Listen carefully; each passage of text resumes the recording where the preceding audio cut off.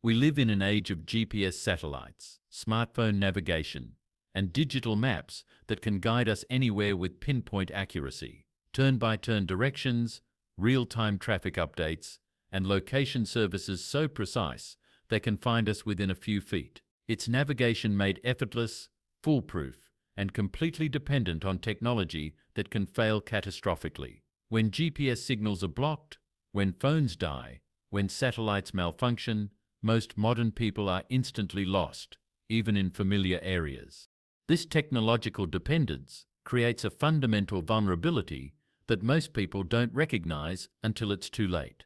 During Hurricane Katrina, GPS systems failed and emergency responders couldn't navigate flooded areas. Military operations in mountainous or forested areas regularly experience GPS failures that leave units disoriented. Even everyday hikers and hunters get lost when their devices fail, sometimes with fatal consequences. Medieval people navigated across continents using nothing but observation, natural indicators, and accumulated knowledge passed down through generations. Peasants could travel hundreds of miles through forests and across unmarked terrain with remarkable accuracy. Merchants crossed vast trade routes. Pilgrims journeyed across Europe to religious sites. They did this not because they had superior technology, but because they had superior skills, the ability to read the landscape like a book and use natural navigation techniques that worked regardless of weather, season, or equipment availability. Medieval travelers understood that nature provides countless directional indicators for those who know how to read them. These natural compasses don't require any tools or technology, work in all weather conditions, and become more accurate with practice and observation. Solar navigation was the foundation of medieval direction finding. Everyone understood that the sun rises in the east and sets in the west, but skilled navigators knew much more. They understood that the sun's exact rising and setting points changed throughout the year, moving from northeast to southeast as the seasons progress. They knew that the sun is always due south at its highest point in the northern hemisphere, providing a reliable noon reference regardless of season. Shadow navigation used the sun's movement to determine both direction and time. A simple stick stuck in the ground creates a shadow that moves in predictable patterns throughout the day. The shortest shadow of the day points directly north in the northern hemisphere. The shadow moves from west to east as the day progresses, providing a natural clock that works anywhere. Star navigation wasn't just for sailors. Land travelers used stellar reference points for nighttime navigation and verification of direction.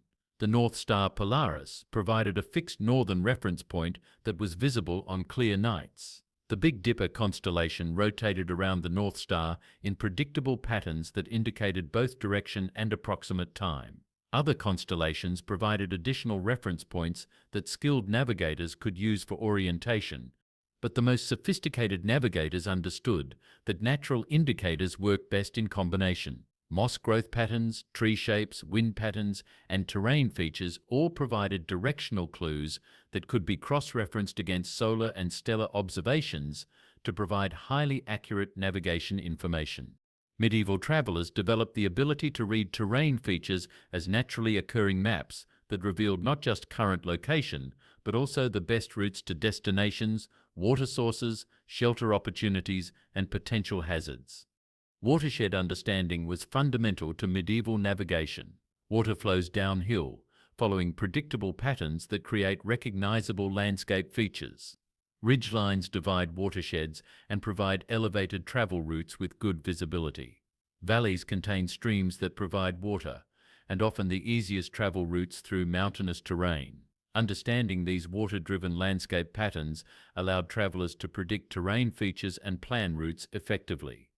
Geological reading helped navigators understand the underlying structure of the landscape and predict terrain features that weren't immediately visible.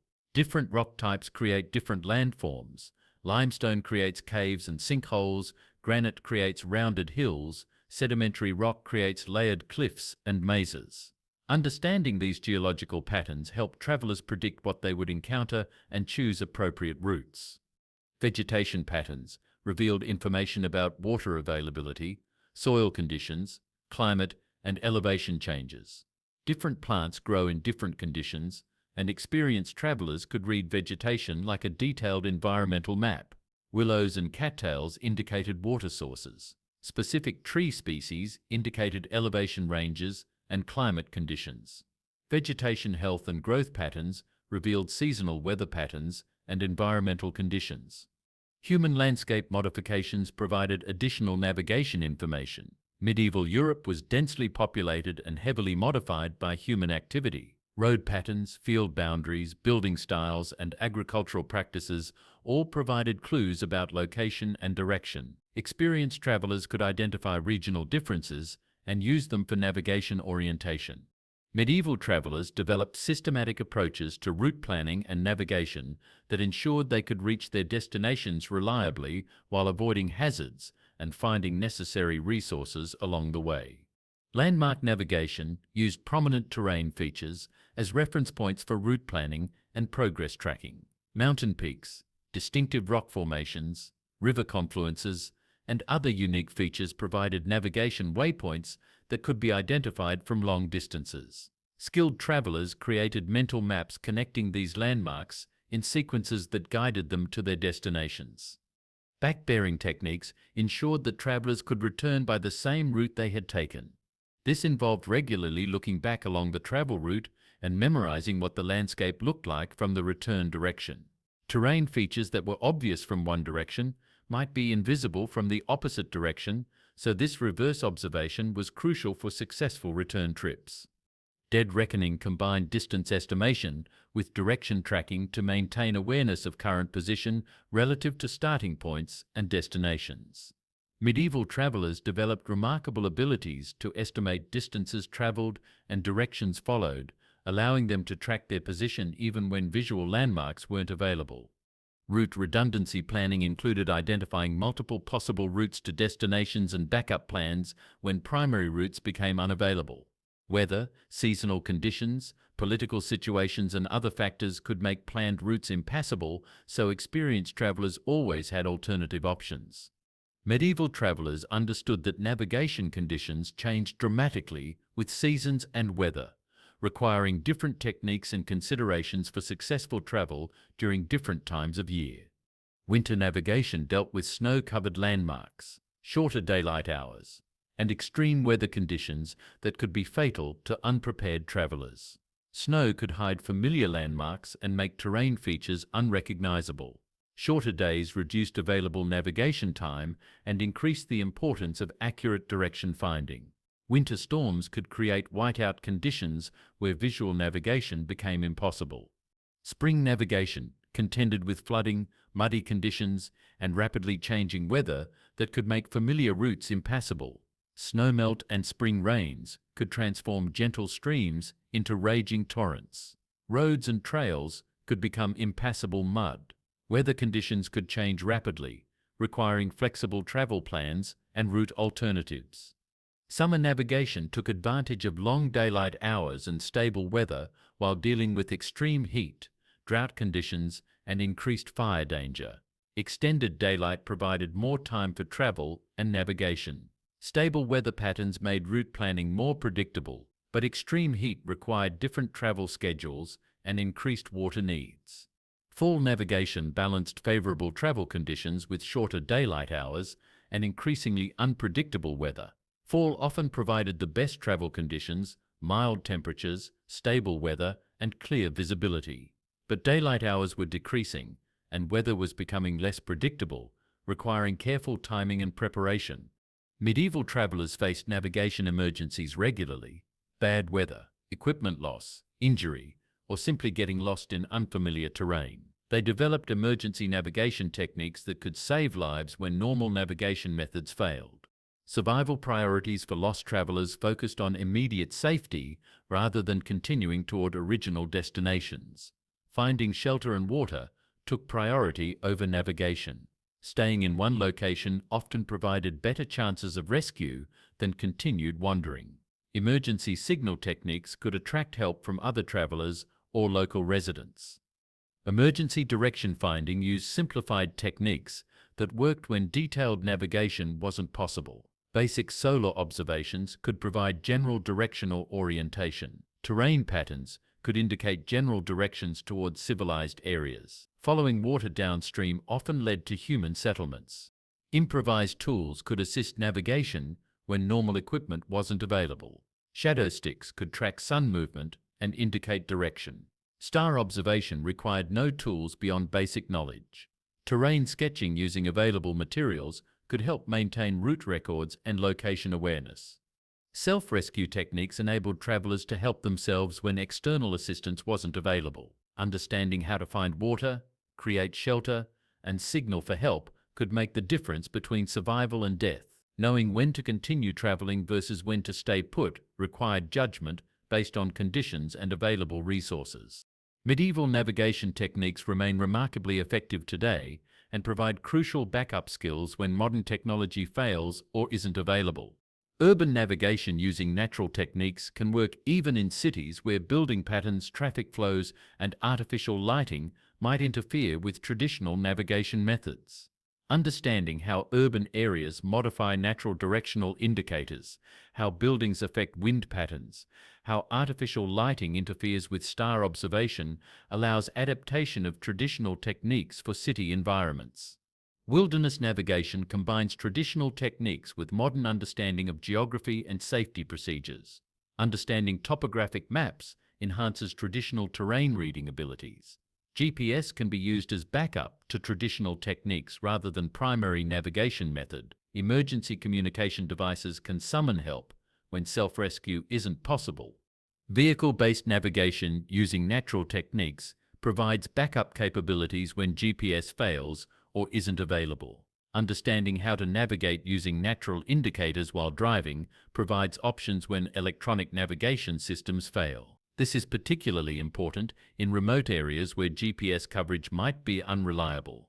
Emergency preparedness includes learning natural navigation as essential backup skill for any situation where normal navigation methods aren't available. Understanding basic directional indicators, terrain reading, and emergency navigation techniques provides crucial capabilities during disasters, equipment failures, or other situations where technological navigation isn't available. The most important lesson from medieval navigation is developing what we might call a navigation mindset, constant awareness of direction, position, and environmental conditions that creates automatic spatial orientation regardless of available technology.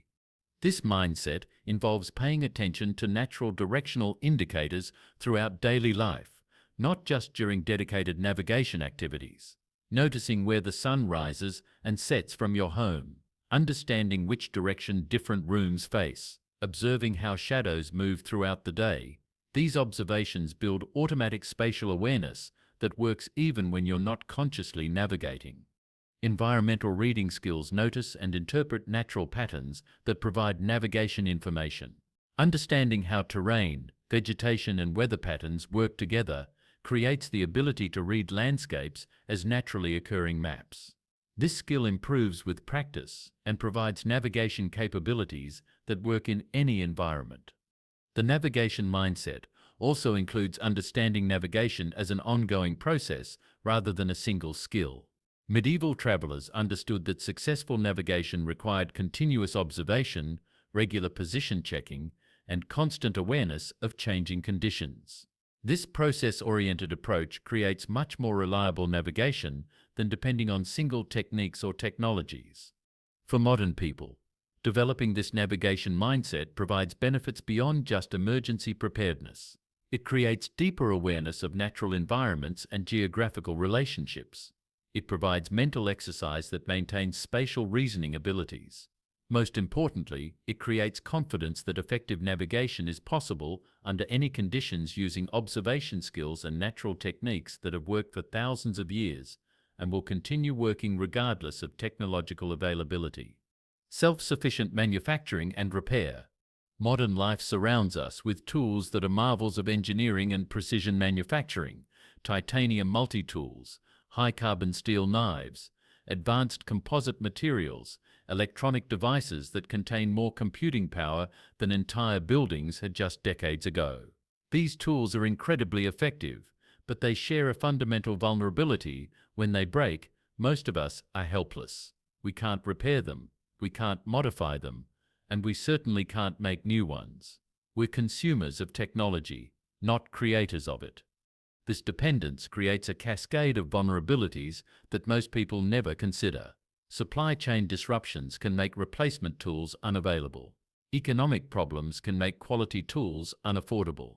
Infrastructure collapse can eliminate the complex manufacturing systems that create modern tools. Even simple tool failures can leave us unable to accomplish basic tasks because we've lost the knowledge of how to create tools from raw materials. Medieval peasants faced a completely different reality.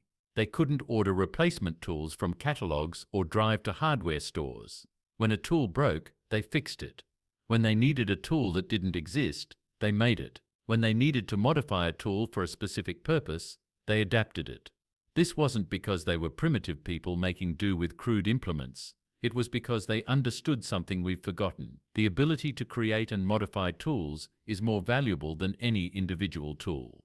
Medieval toolmakers developed sophisticated understanding of material properties that allowed them to select, modify, and work with natural materials to create tools that were often superior to modern alternatives in specific applications.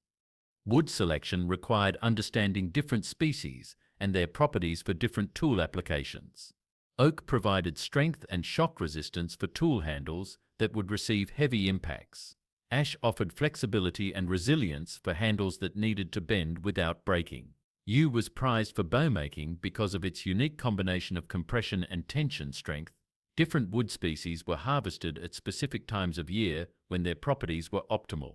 Winter-cut timber had lower moisture content and better structural characteristics. Seasoning and preparation techniques transformed raw wood into stable tool materials that would last for decades with proper care. Green wood was allowed to dry slowly to prevent cracking and warping. Some woods were seasoned for years to achieve optimal properties. Heat treatment could modify wood properties. Fire-hardening spear points created wooden tools that rivaled metal ones for certain applications. Stone selection and working required understanding different rock types and their applications for cutting, grinding, and impact tools. Flint and obsidian could be knapped into edges sharper than modern surgical steel. Sandstone provided natural sharpening surfaces. Harder stones like granite served as anvils and hammers. Different stone types required different working techniques to achieve desired shapes and functions. Metal working knowledge, when metals were available, focused on understanding how to modify and maintain iron and steel tools rather than creating them from scratch. Medieval peasants understood how to heat treat steel to modify its properties, how to repair broken metal tools through forge welding, and how to create simple metal implements using basic forging techniques. Medieval craftsmen could create sophisticated tools using nothing but other hand tools and locally available materials. This knowledge created technological independence that allowed communities to manufacture whatever tools they needed regardless of external supply chains. Cutting tools could be created from stone, bone, and wood using techniques that produced effective implements for specific purposes. Stone knapping created cutting edges that were incredibly sharp and could be resharpened indefinitely. Bone could be shaped into needles, awls, and cutting implements that were perfect for working with textiles and leather. Wood could be carved and fire-hardened into cutting tools that worked well for specific applications. Hafting techniques attached tool heads to handles using cordage, wedges, and adhesives that created joints stronger than the materials themselves. Understanding how different materials expanded and contracted with moisture and temperature changes allowed creation of joints that actually tightened with use. Traditional hafting methods often created tools that lasted longer than modern equivalents because the joints could be maintained and adjusted over time. Grinding and sharpening systems used natural materials to create and maintain cutting edges on tools. Natural stone grinding wheels, leather strops with abrasive compounds, and systematic sharpening techniques could maintain tool edges at levels of sharpness that modern users rarely achieve. Understanding proper sharpening angles and techniques for different tool types ensured optimal performance and maximum tool life. Composite tools combined different materials to achieve properties that no single material could provide. Laminated wood constructions created tools with different properties in different areas. Stone heads on wooden handles provided cutting power with shock absorption. Bone and antler tools incorporated different materials in the same implement to optimize performance for specific tasks. Medieval tool users understood that maintenance and repair were as important as original construction. They developed comprehensive systems for extending tool life, modifying tools for new purposes, and salvaging useful materials from worn-out implements. Preventive maintenance included regular inspection, cleaning, and adjustment procedures that prevented small problems from becoming major failures. Wooden handles were regularly oiled to prevent cracking and splitting. Metal tools were kept clean and dry to prevent rust. Cutting edges were maintained with regular sharpening before they became dull enough to require extensive resharpening. Repair techniques could fix most tool problems using available materials and simple procedures. Cracked handles could be reinforced with bindings or replaced entirely. Broken tool heads could be rehafted or modified for continued use. Metal tools could be forge welded to repair breaks or extend their useful life. These repairs often made tools stronger than they were originally. Modification and adaptation allowed tools to be changed for new purposes or improved performance. Handles could be shortened or lengthened for different applications. Tool heads could be reshaped for specialized uses. Multiple tools could be combined to create implements that served new functions. This adaptability meant that tool collections could evolve to meet changing needs without requiring entirely new tools. Salvage and recycling ensured that worn-out tools provided materials for new implements. Metal from broken tools could be reforged into new tools. Wood from worn handles could be used for smaller tools or other purposes. Even completely worn-out tools provided raw materials that could be incorporated into new implements. Medieval communities developed the ability to create specialized tools for specific tasks that weren't available as standard implements. This custom tool creation capability meant that communities could solve unique problems or optimize tools for local conditions and specific applications. Agricultural tools were often customized for local soil conditions, crop types, and farming practices. Plow designs varied based on soil types and terrain. Harvest tools were modified for different crops and growing conditions. Specialized implements were created for unique agricultural tasks that required tools not available through normal trade. Craft tools were created to meet the specific needs of different trades and production activities. Woodworking tools were customized for different wood types and construction techniques. Textile tools were adapted for different fiber types and production methods. Specialized implements were created for unique craft processes that required tools not available elsewhere. Household tools were modified to meet the specific needs of individual families and living situations. Cooking implements were adapted for different food types and preparation methods. Storage and organization tools were created for specific household needs. Specialized tools were developed for unique household tasks that required custom solutions. Survival tools could be created quickly for emergency situations using whatever materials were available. Emergency cutting tools, fire starting implements, and shelter construction tools could be improvised from natural materials when standard tools weren't available.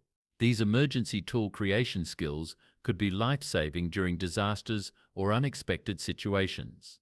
Medieval tool-making principles can be adapted for modern use, providing backup capabilities and self-reliance skills that work when industrial tool manufacturing isn't available.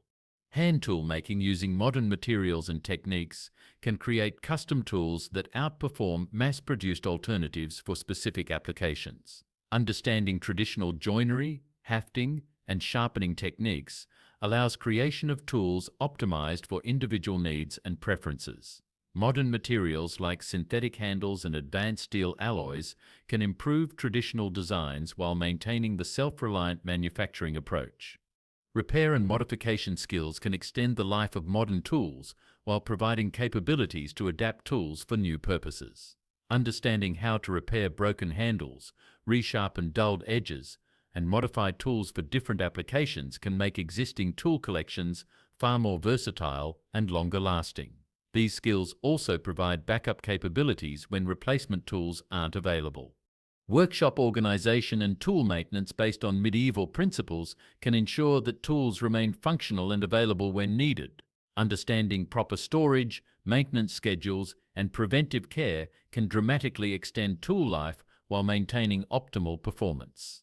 Systematic maintenance approaches can prevent tool failures and ensure reliable performance. Emergency tool creation skills provide backup capabilities for situations where normal tools aren't available. Understanding how to create cutting tools, fire-starting implements, and basic hand tools from natural materials provides crucial survival capabilities during emergencies. These skills also provide confidence that basic tool needs can be met under any conditions. The most important lesson from medieval tool making is understanding tools as expressions of knowledge rather than just physical objects. The medieval craftsman's real wealth wasn't in his tool collection, it was in his understanding of how to create, modify, and maintain tools using available materials and basic techniques. This knowledge-based approach to tools provides several advantages over possession-based approaches. Knowledge can't be stolen, lost, or broken. Knowledge improves with practice and experience. Knowledge can be shared without being diminished. Most importantly, knowledge provides the capability to create solutions for new problems rather than just using existing solutions for familiar problems. The toolmaker mindset also includes understanding the relationship between tools and techniques, how different tools enable different approaches to problems, and how technique knowledge can compensate for tool limitations. Medieval craftsmen could often achieve the same results using different tools and techniques, providing flexibility and adaptability that specialized tool dependence can't match. For modern people, developing this toolmaker mindset means understanding tools as systems rather than just collections of objects. It means learning how tools work, how they can be maintained and modified, and how new tools can be created when needed. Most importantly, it means understanding that the most valuable tool is the knowledge to create other tools, a capability that provides true technological independence regardless of available resources or external support systems. Communication systems without technology. We live in an age of instant global communication, where sending a message across the world takes seconds and staying connected is as simple as touching a screen. Our phones, internet, social media, and messaging systems have created communication capabilities that would seem like magic to our ancestors. But this incredible connectivity comes with a hidden vulnerability. It all depends on complex technological infrastructure that can fail catastrophically and completely. When Hurricane Katrina hit the Gulf Coast, cellular towers collapsed and internet infrastructure was destroyed, leaving entire regions completely cut off from communication. During 9/11s, cellular networks became so overloaded they were essentially useless when people needed them most. Even everyday disruptions, power outages, system failures, cyber attacks, can instantly isolate communities and families that have become completely dependent on electronic communication. Medieval communities faced a fundamentally different communication challenge. They had no phones, no internet, no electronic systems of any kind. Yet they managed to maintain communication networks that spanned continents, coordinated complex military campaigns, and enabled trade relationships that connected Europe to Asia. They did this using human ingenuity, natural phenomena, and communication systems that were both remarkably sophisticated and completely sustainable.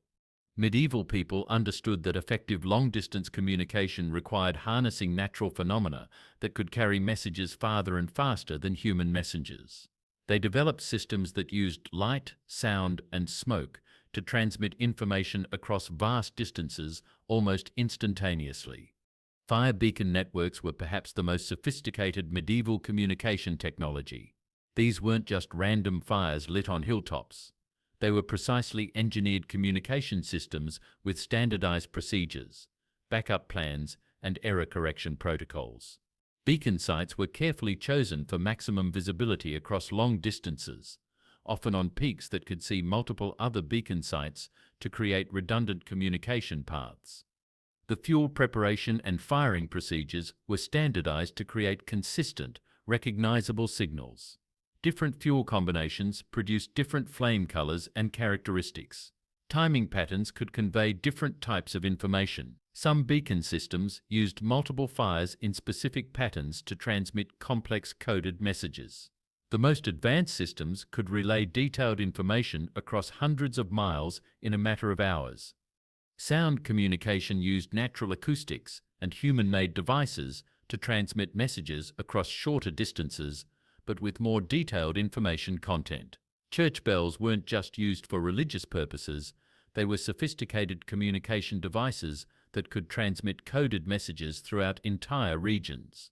Different bell patterns indicated different types of emergencies, calls to action, or community announcements. Horn and trumpet signals could carry information across valleys and open terrain with remarkable effectiveness. Different horn calls had standardized meanings that were understood by entire communities. Skilled horn players could transmit complex musical codes that conveyed detailed information. These sound signals were particularly effective in mountainous terrain where acoustic properties amplified and focused sound transmission. Smoke signals used controlled fires and strategic materials to create visible messages that could be seen for many miles during clear weather. Different smoke patterns, colors, and timing sequences could convey different information. Some communities developed elaborate smoke signal codes that could transmit surprisingly detailed messages. The key was understanding weather patterns and atmospheric conditions that affected smoke visibility and behavior. While technological communication systems provided rapid message transmission, the backbone of medieval communication was human networks, organized systems of messengers, traders, and travelers who carried information along established routes with remarkable reliability and speed. Professional messenger systems were sophisticated communication networks that rivaled modern postal services in their efficiency and reliability. These weren't just people running letters from place to place. They were organized systems with standardized procedures, established routes, and backup protocols that ensured message delivery even under difficult conditions. The messenger routes were carefully planned to optimize speed while ensuring messenger safety and message security. Way stations provided fresh horses, food, and shelter for messengers while serving as backup communication nodes when primary routes were disrupted. Some routes included multiple parallel paths that could be used when primary routes became unavailable due to weather, political conditions, or other obstacles. Message authentication systems ensured that messages were genuine and hadn't been intercepted or modified during transmission. Wax seals, coded language, and messenger identification procedures provided security against message interception and falsification. Multiple messenger systems could be used for important messages to ensure delivery, even if individual messengers failed to reach their destinations. Merchant communication networks used trade routes and commercial relationships to carry information along with goods and services. Traveling merchants served as unofficial communication networks that connected distant communities through commercial relationships. These networks were particularly valuable because they were naturally sustainable. The economic relationships that supported trade also supported information transmission. Religious communication networks used pilgrimage routes and ecclesiastical relationships to maintain communication between religious communities across vast distances. Monks, priests, and religious travelers carried messages between monasteries and religious centers. These networks were often particularly reliable because religious institutions provided stable infrastructure and standardized procedures that supported communication activities. Medieval communities understood that communication security was crucial for protecting sensitive information from enemies, competitors, and unauthorized recipients. They developed sophisticated coding and encryption systems that protected message content while enabling communication between authorized parties.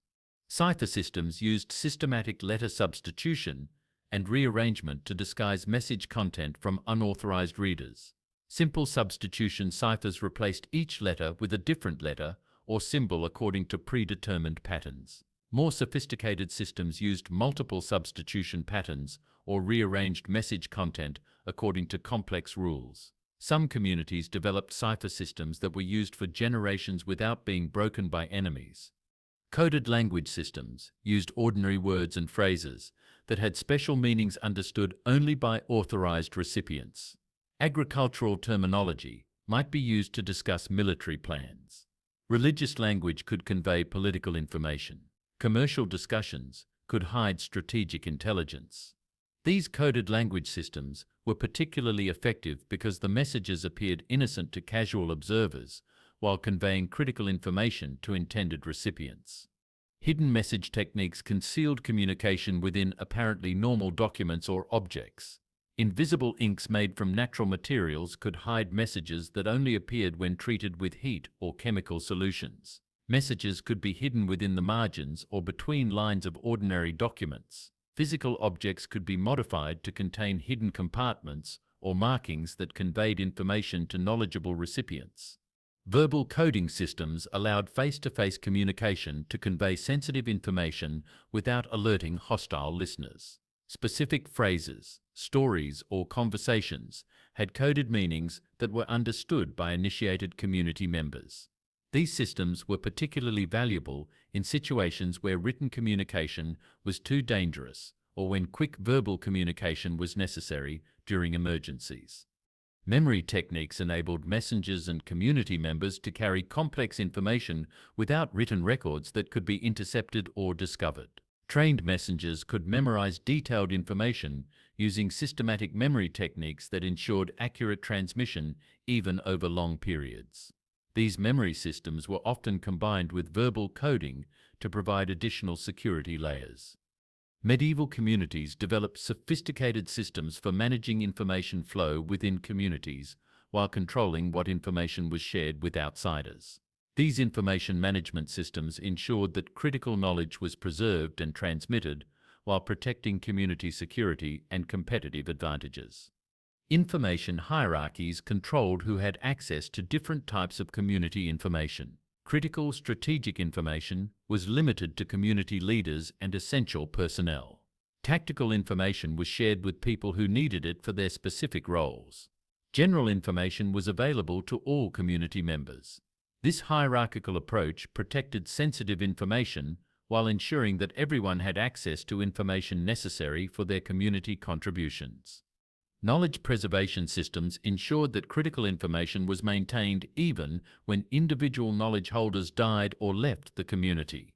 Important technical knowledge, historical information, and cultural wisdom were systematically taught to multiple community members to prevent loss. Some communities maintained written records of critical information, while others relied on oral traditions with built-in redundancy and error correction.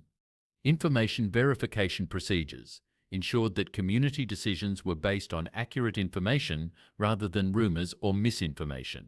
Multiple sources were required for important information. Contradiction and verification systems allowed community members to challenge questionable information. Regular information review processes updated community knowledge and corrected errors that might have developed over time. External information management controlled what information was shared with neighboring communities, traders, and other outsiders. Communities developed strategies for sharing beneficial information while protecting sensitive knowledge. Information trading systems allowed communities to exchange valuable knowledge while maintaining strategic advantages. Some communities developed reputations for information reliability that enhanced their trading and diplomatic relationships. Medieval communities faced regular communication emergencies. Military attacks, natural disasters, epidemics, and other crises that required rapid, reliable communication to coordinate effective responses. They developed specialized communication systems designed to function when normal communication methods failed or were unavailable. Emergency alert systems could rapidly notify entire communities and neighboring areas about immediate threats or crisis situations. These systems combined multiple communication methods, bells, horns, fires, messengers, to ensure that emergency information reached everyone who needed it. Redundant alert systems ensured that communication would work even if some components failed during the emergency.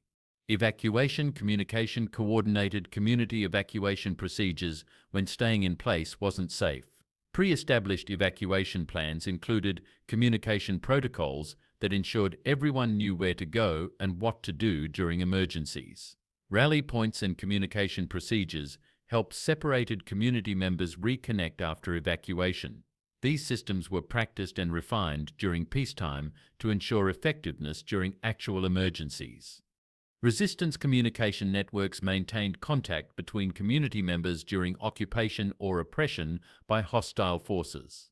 Hidden communication methods allowed communities to coordinate resistance activities while avoiding detection. These networks often used multiple communication channels and sophisticated security procedures to protect participants and maintain operational effectiveness. Recovery communication helped communities coordinate rebuilding and recovery activities after disasters or conflicts. These systems focused on assessing damage, coordinating resources, and maintaining community cohesion during difficult recovery periods. Information sharing about available resources, reconstruction priorities, and mutual aid opportunities helped communities recover more effectively from disasters. Medieval communication principles remain highly relevant today and provide crucial backup capabilities when modern communication infrastructure fails or isn't available. Ham radio networks can provide community communication during emergencies when cellular and internet infrastructure fails. These networks can be established using relatively simple equipment and provide communication capabilities over long distances. Understanding basic radio principles and operating procedures provides communication options that work independently of commercial infrastructure. Signal communication using visual and audio methods can provide short-range communication when electronic systems aren't available. Light signals, mirror flashes, whistle codes, and other non-electronic methods can transmit information across significant distances. These methods are particularly valuable in wilderness settings or during infrastructure failures when other communication isn't possible. Mesh networking using modern technology can create community communication networks that don't depend on centralized infrastructure. These systems use multiple connected devices to create communication networks that remain functional even when individual components fail. Understanding mesh networking principles provides options for maintaining communication during infrastructure disruptions.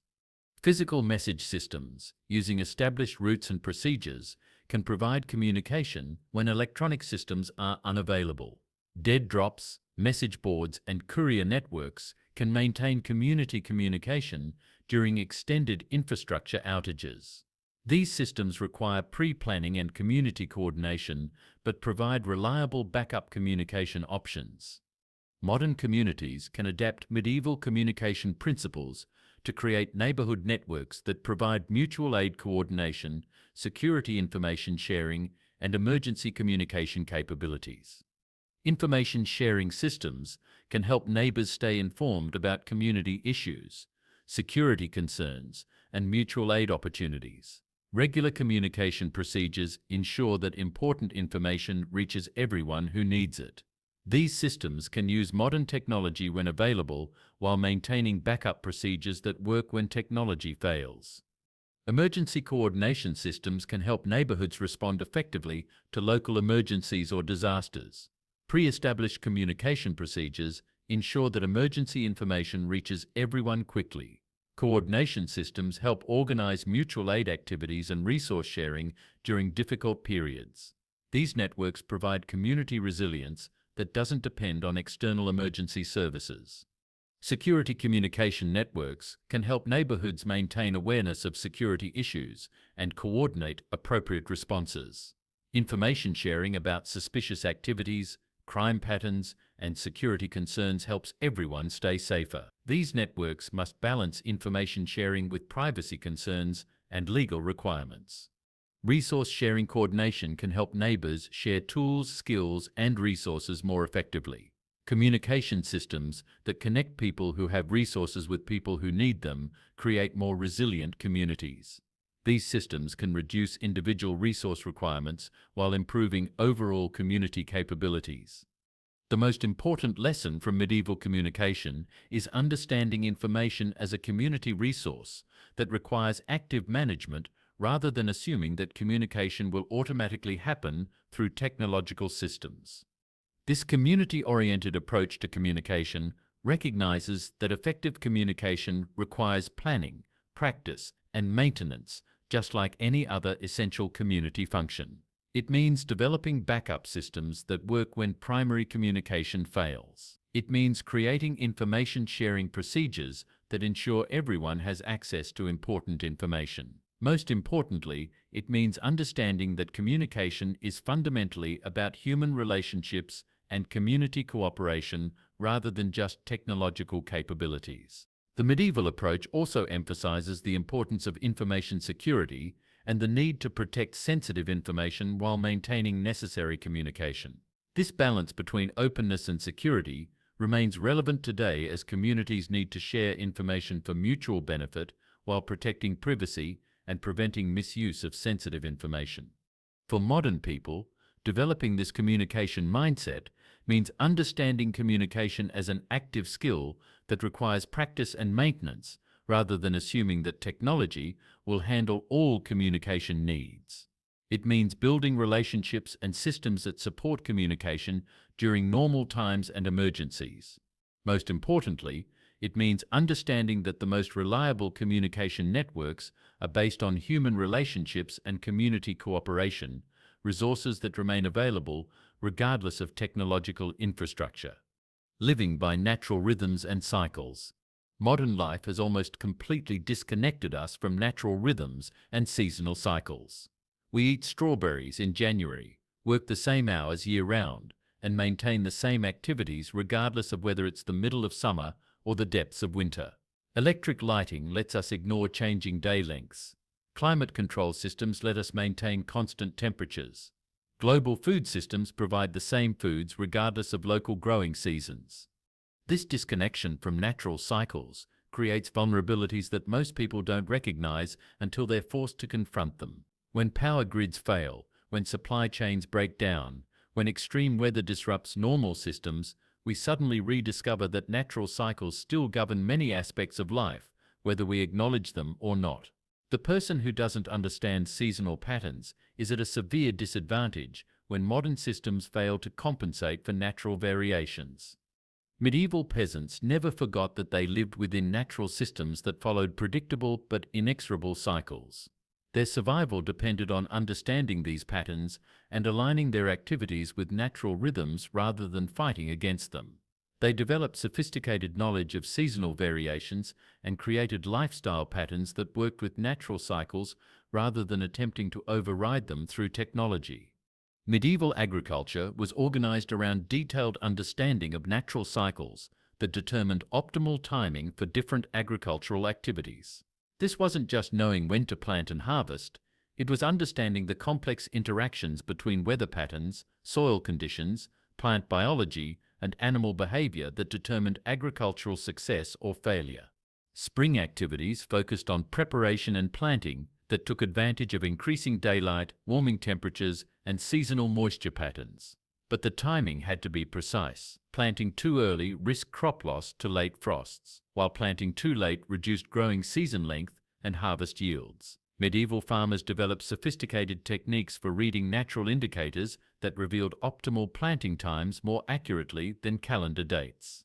Soil preparation began as soon as ground conditions allowed, but this varied significantly based on soil type, drainage, and winter weather patterns. Heavy clay soils required different timing than sandy soils. Wet areas needed more time to dry out than well-drained slopes. Understanding these microclimatic differences allowed farmers to optimize their spring work scheduling for maximum effectiveness.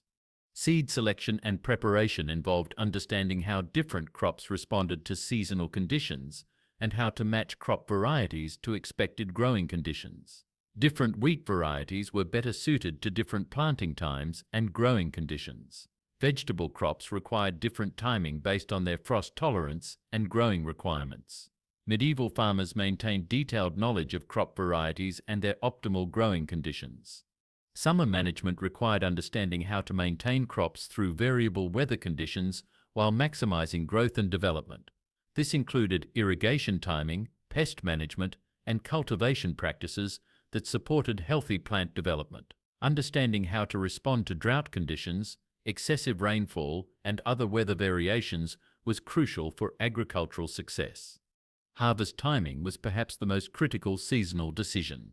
Harvesting too early reduced yields and quality, while harvesting too late risked crop losses to weather, pests, or disease. Medieval farmers developed remarkable skills in reading crop maturity indicators and weather patterns to optimize harvest timing. They also understood how to coordinate multiple crop harvests to make efficient use of available labor. Medieval communities developed sophisticated food systems that aligned consumption patterns with seasonal availability while ensuring adequate nutrition throughout the year. This approach created more resilient food security than modern systems that depend on global supply chains and artificial preservation methods. Spring foods emphasized fresh greens and shoots that provided essential vitamins after winter's limited diet. These early foods help prevent scurvy and other nutritional deficiencies while taking advantage of seasonal plant availability. Wild plants like nettles, dandelions, and early herbs provided crucial nutrition that couldn't be obtained from stored foods. The timing of spring food procurement was critical because many early plants were only edible for short periods before they became bitter or tough. Understanding optimal harvesting times for different wild plants required detailed knowledge of plant biology and seasonal development patterns. Communities developed systematic approaches to wild food harvesting that ensured adequate nutrition while preventing overexploitation of plant populations. Summer abundance required preservation activities that captured seasonal surpluses for use during less abundant periods. This wasn't just about preserving individual foods. It was about creating balanced nutrition reserves that could support community health through winter and spring. Different preservation methods were used for different foods based on their characteristics and intended storage duration. The preservation timing was as important as the preservation methods themselves. Different foods required preservation at different stages of ripeness or development. Weather conditions affected preservation success, so activities had to be coordinated with seasonal weather patterns. Understanding these timing requirements ensured successful preservation while making efficient use of available labor. Fall harvest and preservation activities represented the culmination of the agricultural year and determined whether communities would thrive or struggle through the following winter. These activities required careful coordination of harvesting, processing, and storage activities to maximize food security while minimizing waste. Winter food management focused on maintaining nutrition and extending food supplies through the most challenging period of the year. This required understanding how different preserved foods provided different nutritional benefits and how to balance diets to maintain health during periods when fresh foods were unavailable. Medieval communities developed sophisticated weather prediction capabilities that allowed them to anticipate seasonal conditions and plan activities accordingly.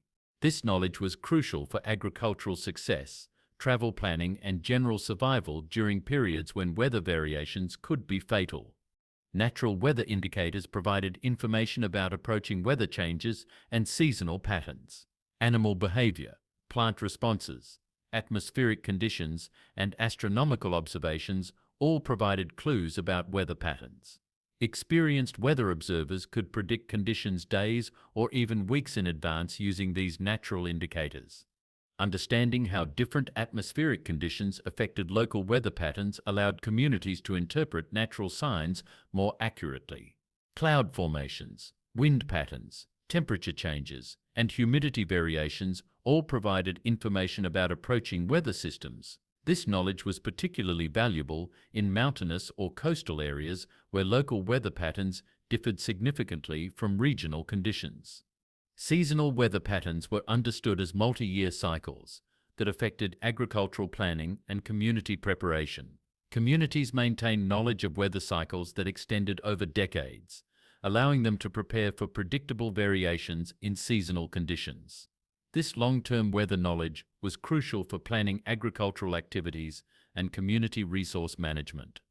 Climate variations were recognized as natural phenomena that required adaptive responses rather than technological solutions. Medieval communities understood that climate varied over time and developed flexible strategies that could accommodate these variations. Their adaptive approaches often proved more resilient than modern systems that depend on stable climate conditions. Medieval communities understood that human health needs varied with seasons and developed comprehensive approaches to maintaining wellness that worked with natural cycles rather than fighting against them. Seasonal nutrition adapted food consumption to changing nutritional needs and available foods throughout the year. Spring diets emphasized detoxification and fresh nutrition after winter's heavy foods. Summer diets provided energy for intensive physical activity while taking advantage of fresh fruits and vegetables. Fall diets focused on building energy reserves for winter, while winter diets emphasized warming, sustaining foods that maintained energy during cold periods. Activity patterns followed natural energy cycles and daylight availability to optimize both productivity and health.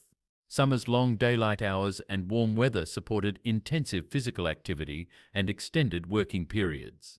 Winter's short days and cold weather encouraged indoor activities and more rest. This alignment with natural cycles supported both physical and mental health better than fighting against seasonal variations. Sleep patterns followed natural light cycles that supported healthy circadian rhythms and seasonal mood regulation. Medieval people typically adjusted their sleep schedules based on daylight availability, sleeping longer during winter's long nights and shorter during summer's extended daylight. This natural alignment supported better sleep quality and seasonal mental health. Seasonal medicine adapted health treatments to changing seasonal needs and available medicinal resources. Different health challenges were more common during different seasons, requiring different approaches to prevention and treatment. Spring tonics helped the body recover from winter nutrition limitations. Summer treatments focused on digestive health and heat-related problems. Fall preparations strengthened the body for winter challenges, while winter medicines addressed respiratory problems and seasonal depression. Medieval seasonal wisdom can be adapted for modern life to create more sustainable, resilient, and healthy lifestyle patterns that work with natural cycles rather than fighting against them. Seasonal eating based on local food availability can improve nutrition while reducing dependence on global food systems. Understanding what foods are naturally available during different seasons and adjusting diets accordingly can provide better nutrition while supporting local food systems. This approach also creates deeper connections with local environments and seasonal cycles. Activity scheduling that aligns with seasonal energy patterns can improve both productivity and wellness. Understanding how seasonal changes affect energy levels, mood, and physical capabilities allows better planning of work and recreation activities. This seasonal alignment often improves performance while reducing stress and burnout.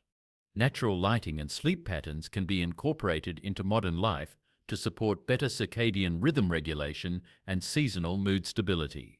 Maximizing natural light exposure during daylight hours while minimizing artificial light during evening hours supports healthy sleep patterns. Adjusting sleep schedules based on seasonal daylight changes can improve both sleep quality and seasonal mood regulation. Seasonal planning for emergency preparedness can improve resilience while reducing resource requirements. Understanding how seasonal conditions affect emergency preparedness needs allows more effective planning for different types of seasonal challenges. This seasonal approach often provides better preparedness while using resources more efficiently. The most important lesson from medieval seasonal mastery is understanding life as participation in natural cycles rather than opposition to them. This perspective recognizes that working with natural patterns is often more effective and sustainable than attempting to override them through technological solutions. The seasonal mindset involves paying attention to natural cycles and seasonal changes rather than trying to maintain constant conditions regardless of natural variations. This awareness creates opportunities to take advantage of seasonal benefits while preparing for seasonal challenges. Understanding seasonal patterns also provides perspective on temporary difficulties and appreciation for seasonal pleasures. Seasonal thinking also includes understanding that different seasons require different approaches, and that flexibility in adapting to seasonal changes is more effective than rigid adherence to year-round routines. This adaptability creates resilience that can handle seasonal variations while taking advantage of seasonal opportunities. For modern people, Developing this seasonal mindset provides benefits beyond just emergency preparedness. It creates deeper connections with natural environments and cycles. It often improves health outcomes by aligning lifestyle patterns with natural rhythms. It can reduce resource consumption by taking advantage of seasonal abundance while reducing needs during scarce periods. Most importantly, the seasonal mindset provides perspective on the temporary nature of both challenges and opportunities, creating psychological resilience that can handle both seasonal difficulties and seasonal pleasures with appropriate responses. This long-term perspective, based on understanding natural cycles, creates stability and wisdom that transcends individual seasonal variations. Integration and the philosophy of self-reliance. We've journeyed through 11 sections of forgotten medieval wisdom, exploring water procurement, fire mastery, foraging, food preservation, shelter construction, community defense, herbal medicine, natural navigation, tool making, communication systems, and seasonal living. But here's what strikes me as we reach the end of this exploration: none of these skills existed in isolation.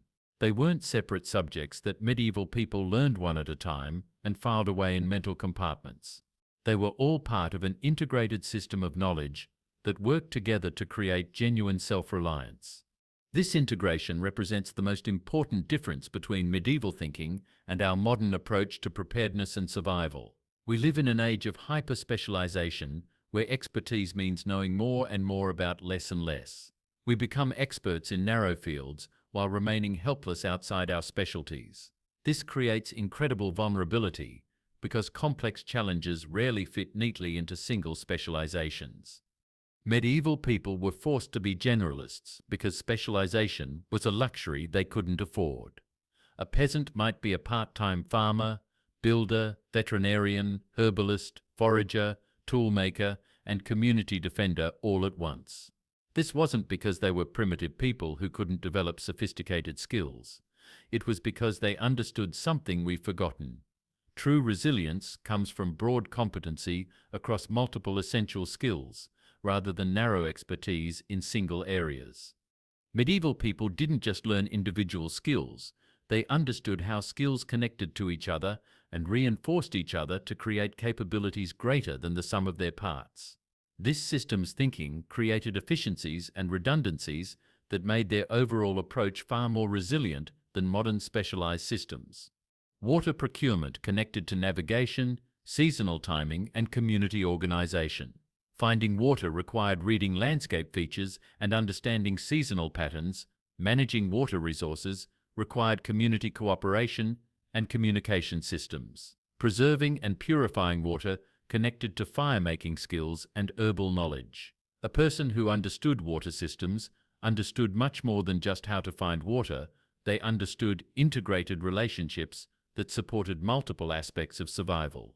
Food systems integrated foraging, preservation, agriculture, seasonal timing, and community cooperation. Successful food procurement required understanding plant identification, seasonal availability, processing techniques, and preservation methods. But it also required understanding animal behavior, weather patterns, soil conditions, and community resource management. The medieval approach to food was inherently systematic rather than focused on individual techniques.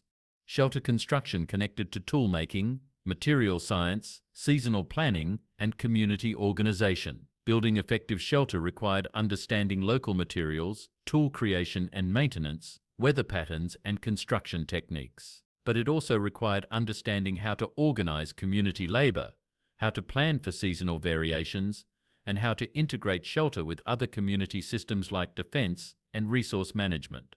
Toolmaking supported all other skills by providing the implements necessary for effective work in other areas.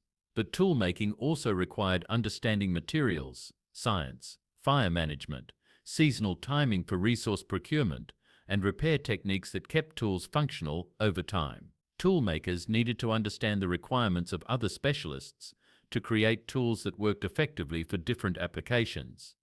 Medieval communities developed sophisticated systems for transmitting integrated knowledge across generations. This wasn't just about teaching individual skills, It was about transmitting ways of thinking and approaches to problem solving that created adaptive capacity rather than just specific solutions. Apprenticeship systems embedded learning within practical work that demonstrated how skills connected to real-world applications. Apprentices didn't just learn specific techniques, they learned how to think about problems, how to adapt techniques to different situations, and how to integrate different skills to solve complex challenges. This approach created practitioners who could innovate and adapt rather than just following predetermined procedures. Community knowledge sharing ensured that essential skills were distributed throughout the community rather than concentrated in individual specialists. While some people might be more skilled in certain areas, everyone had basic competency across multiple essential skills. This distribution created resilience because communities could function even when individual experts were unavailable. Storytelling and oral traditions preserved not just specific technical knowledge, but also the reasoning and decision-making processes that made knowledge useful in different situations. Stories about successful problem-solving, failed attempts, and innovative solutions provided context that helped community members understand how to apply knowledge effectively rather than just memorizing techniques. Practical testing ensured that knowledge was validated through real-world application rather than just theoretical understanding. Skills were tested under actual conditions with real consequences for failure. This testing process eliminated ineffective techniques while reinforcing approaches that actually worked when they were needed. Medieval people were not just preserving ancient knowledge, they were continuously innovating and adapting their techniques to meet changing conditions and new challenges. This innovation mindset was based on understanding principles rather than just memorizing procedures, creating the ability to develop new solutions when existing approaches weren't adequate. Understanding principles rather than just techniques enabled medieval people to adapt their knowledge to new situations and develop novel solutions to unfamiliar problems. They understood why techniques worked, not just how to perform them. This principle-based understanding created the ability to modify techniques, combine different approaches, and develop entirely new solutions when necessary. Experimentation and testing were built into medieval learning systems as essential components of skill development. People were encouraged to try different approaches, test variations, and develop improvements to existing techniques. This experimental approach created continuous improvement and innovation rather than just preservation of traditional methods. Resource substitution skills allowed medieval people to achieve similar results using different materials and techniques when standard approaches weren't available. Understanding how different materials and methods could be substituted for each other created flexibility that could handle resource limitations, seasonal variations, and unexpected challenges. Integration innovation combined existing skills in new ways to solve problems that couldn't be addressed by individual techniques alone. Medieval people regularly developed new approaches by combining water management with construction techniques, integrating preservation methods with seasonal planning, or connecting communication systems with defense strategies. The medieval approach to self-reliance wasn't based on individual isolation or independence from community. It was based on communities of capable individuals who could contribute meaningfully to collective survival and prosperity. This community-based self-reliance created both individual capability and collective resilience. Personal capability was understood as individual responsibility that contributed to community strength rather than individual isolation from community needs. Everyone was expected to develop basic competency across essential skills, while also developing specialized knowledge that could benefit the entire community. This approach created both individual resilience and collective capability. Community interdependence was based on mutual capability rather than specialization that created dependencies. While people had different strengths and interests, everyone maintained basic skills across multiple areas. This meant that community members could support each other from positions of strength rather than depending on others for basic survival needs. Knowledge sharing was understood as community investment that strengthened everyone rather than competitive hoarding that created individual advantages. Sharing knowledge and skills made the entire community more capable and resilient, which benefited everyone, including the knowledge sharers. This cooperative approach to knowledge created stronger communities and ultimately better individual outcomes.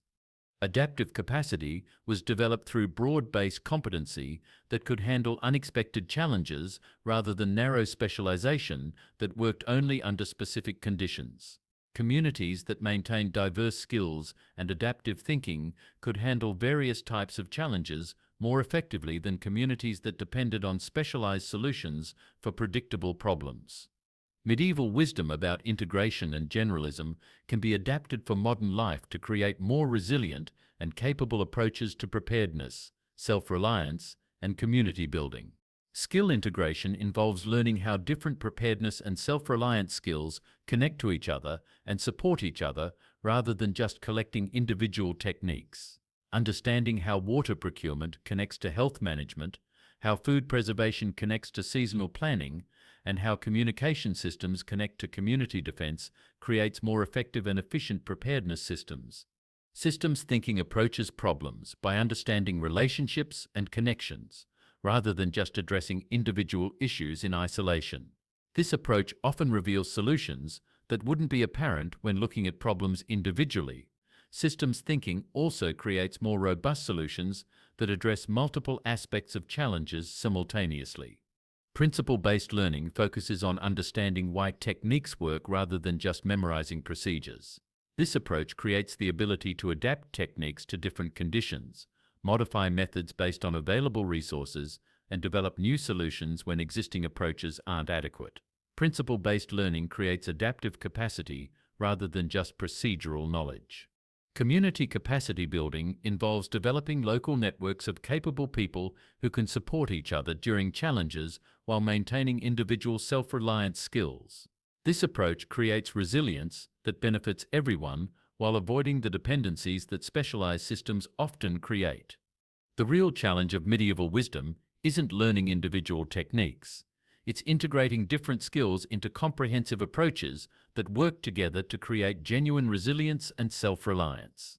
This integration requires understanding relationships between different skills and developing the ability to use multiple techniques simultaneously to address complex challenges.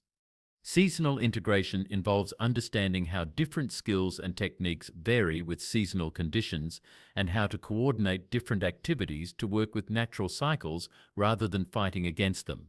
This might mean integrating food procurement with preservation timing, coordinating construction projects with seasonal weather patterns, or aligning health management with seasonal nutritional availability. Resource integration involves understanding how different skills can share resources and how to optimize resource use across multiple activities.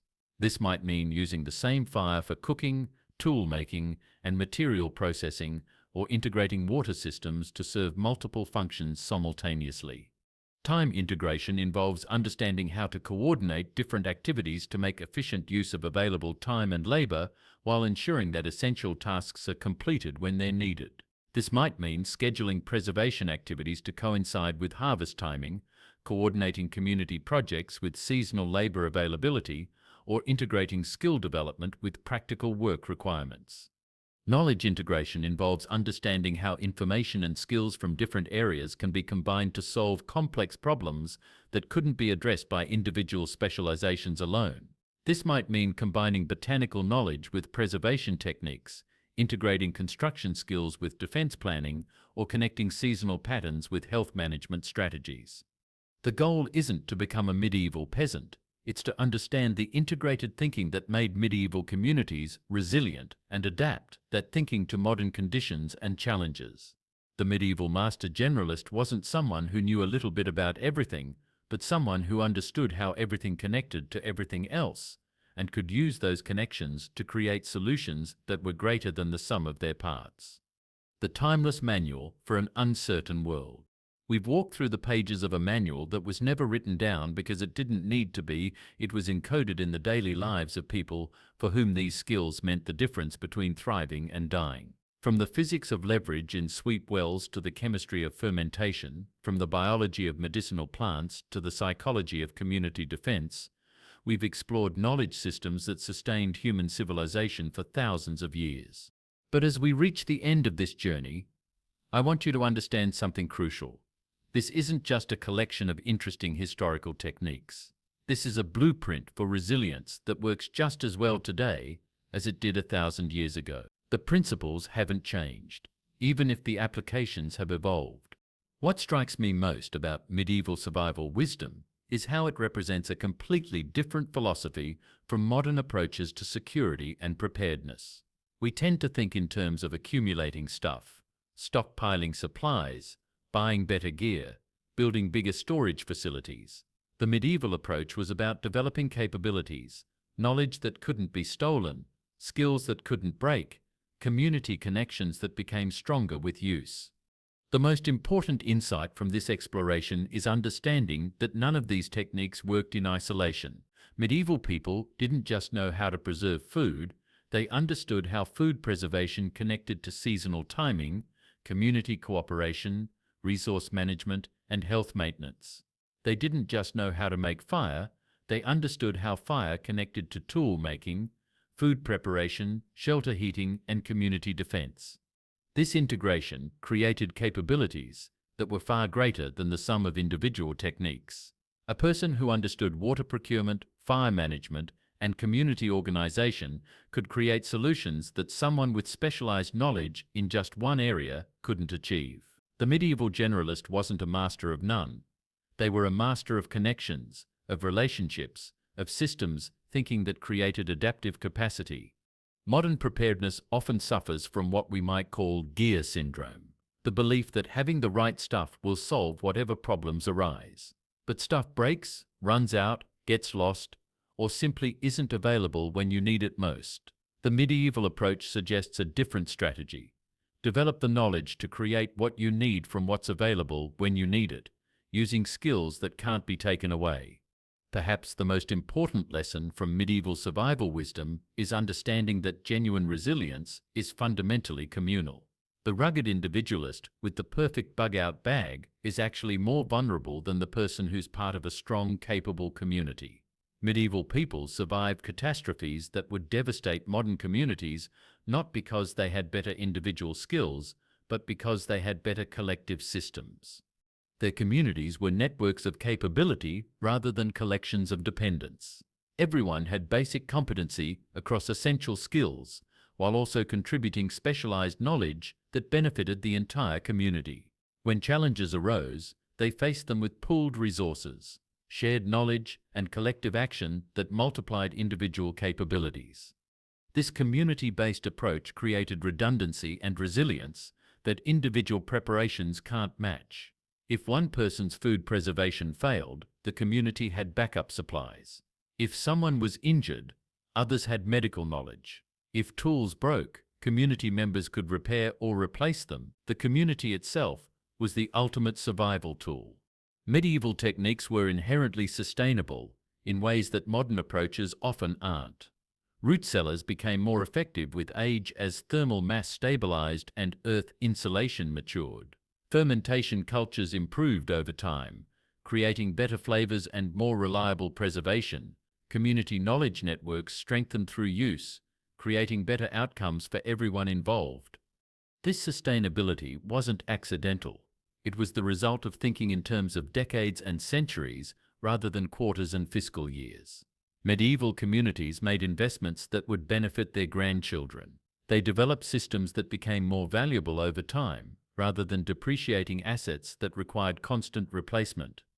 The environmental sustainability of medieval approaches is equally important. These techniques used renewable energy sources, created no toxic waste, and often actually improved environmental conditions over time. They worked with natural cycles rather than fighting against them, creating harmony between human needs and environmental systems.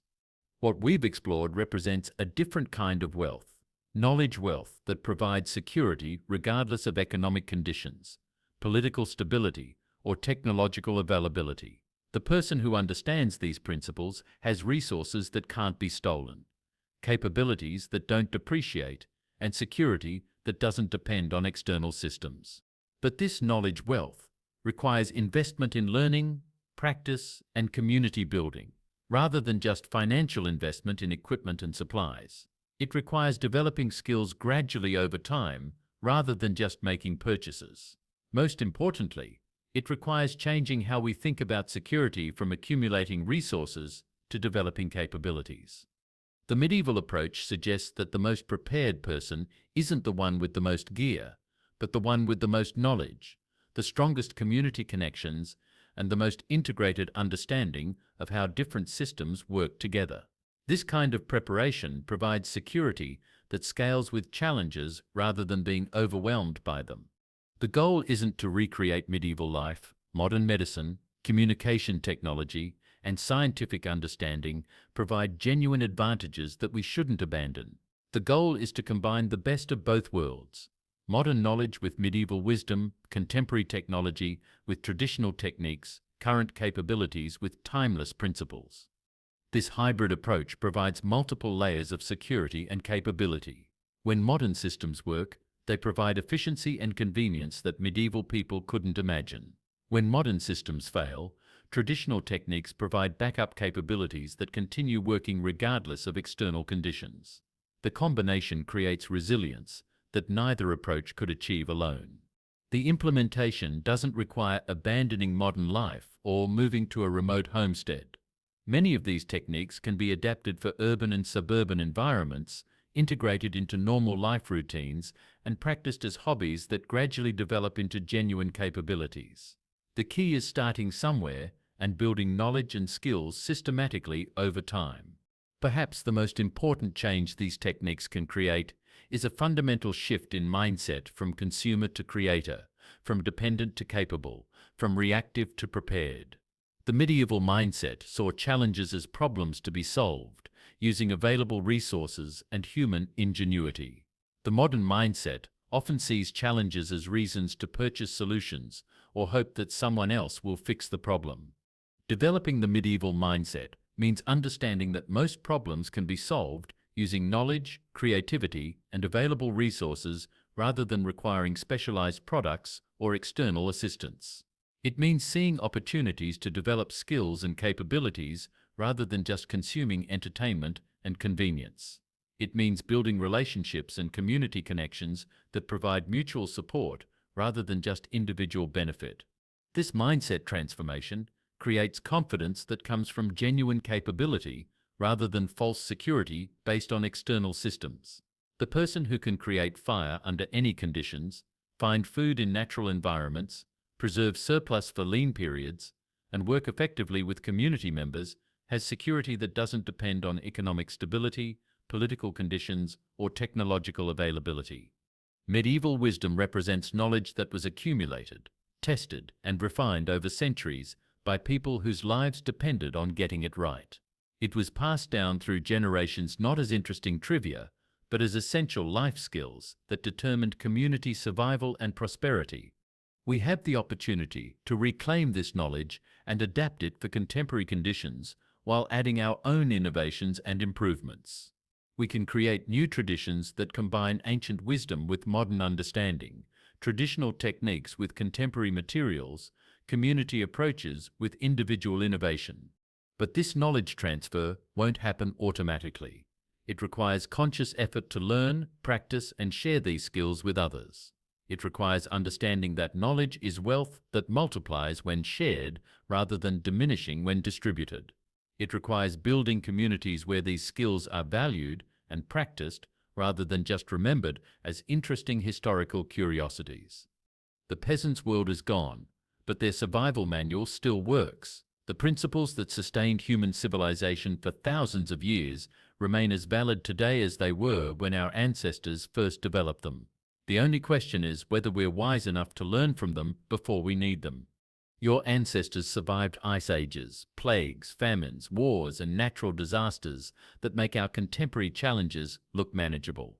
They did it without electric power, global supply chains, modern medicine, or advanced technology. They did it with knowledge, community, and deep understanding of natural systems.